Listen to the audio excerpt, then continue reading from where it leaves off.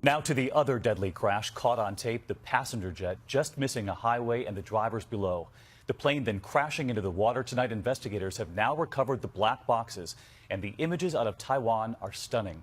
You can hear the people in the car witnessing it all screaming. Look at this, crashing into a river. Just beside the highway, later rescuers surrounding the wreckage, searching for survivors, and incredibly, many people were actually able to make it out of the plane, pulling a toddler to safety later right there in that raft. Tonight, the pilot yelling Mayday in the air less than 4 minutes. And here's ABC's David Curley.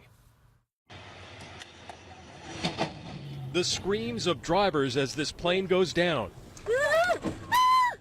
3 different dash cams capture the remarkable and horrific scene, the final seconds of the TransAsia turboprop's flight.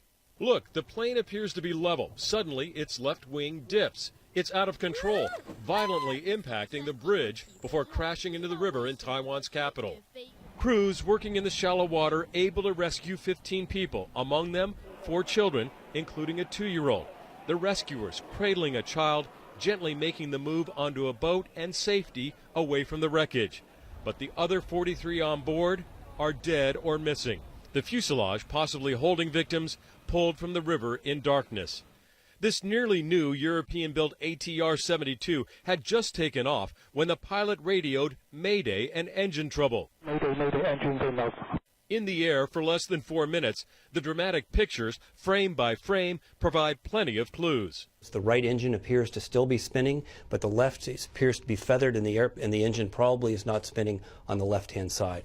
Our aviation consultant Steve Ganyard is a former crash investigator. But at this point, they're looking to try and clear the obstacles, not run into these apartment buildings, and just a moment's inattention at that slow airspeed with an engine out leads to disaster.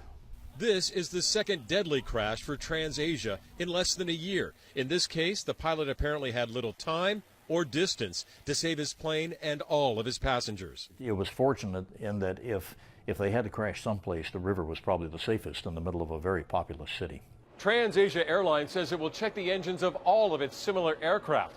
The black boxes have been recovered. It should give us a good idea of why this plane went down so dramatically.